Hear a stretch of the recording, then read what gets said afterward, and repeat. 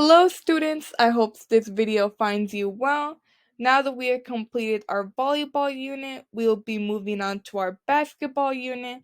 For this video, make sure to take a couple of notes, which will be submitted the next time we see each other. And this is to overall help you understand how to play the sport of basketball. While we'll still be exploring this sport together, I would like everyone to gain a basic idea of how the sport of basketball is played. So some of the basic rules of basketball is that it is a team sport in which there are typically two teams competing against each other on a rectangular floor called the court, and there's a hoop located at each end of this court.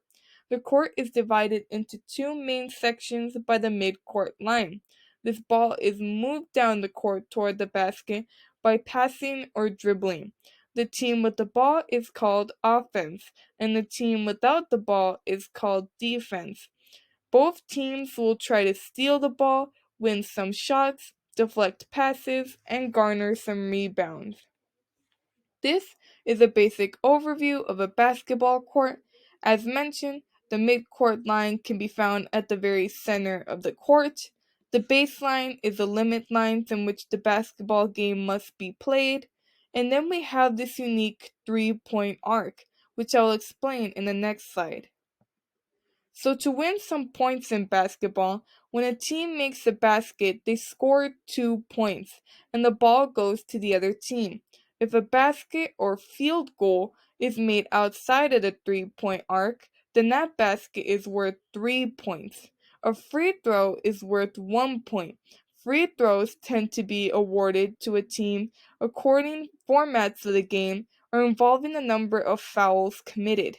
If the score is perhaps tied at the end, then there is set some overtime periods of various lengths that are played until a winner emerges. This is a basic overview of how and where basketball points are earned. The free throw line again is worth 1 point. The 3-point line is worth 3 points.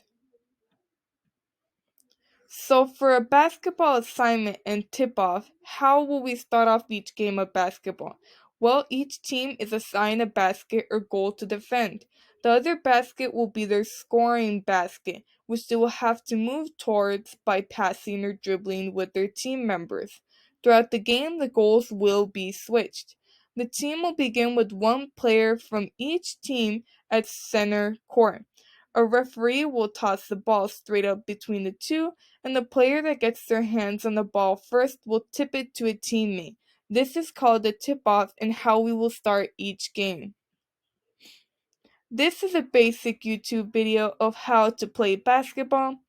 I would like you all to please copy and paste this YouTube video into your devices and watch it just in case if you guys would like to understand the views of basketball through an educational video.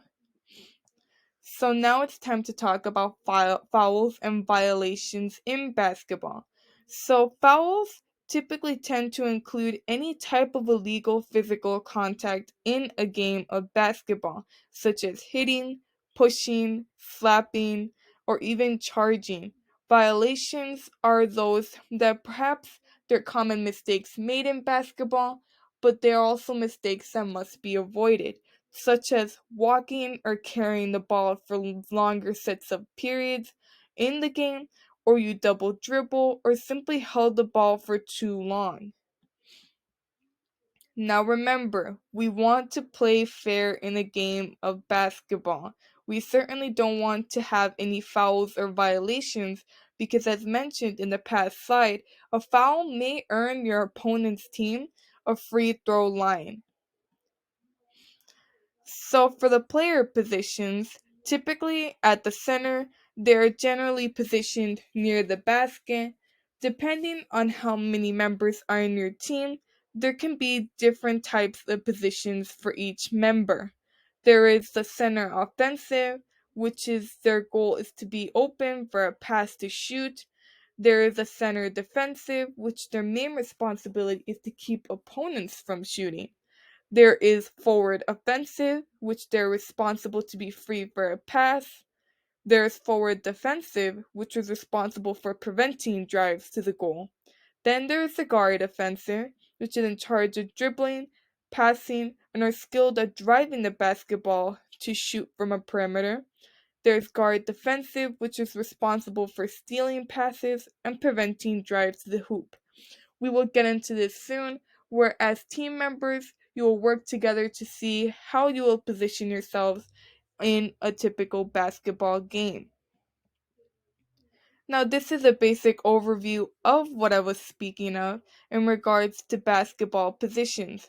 As mentioned, we can have different team members at different positions throughout the court to work together to win the most points.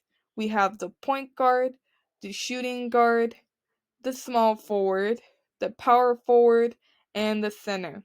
But we can discuss this later once we start our games. So, safety is, of course, as usual, the top priority, and all players, including everyone that will be participating in basketball, should wear sneakers that are supportive and comfortable for the sport, as well as wearing your uniform. We will warm up and stretch before practice to diminish the possibilities of any injury, and make sure that you stop playing if you get hurt or feel any type of pain. Please be safe. By knowing the rules of the game, you will be less confused when playing and prevent mistakes that can potentially be a hazard.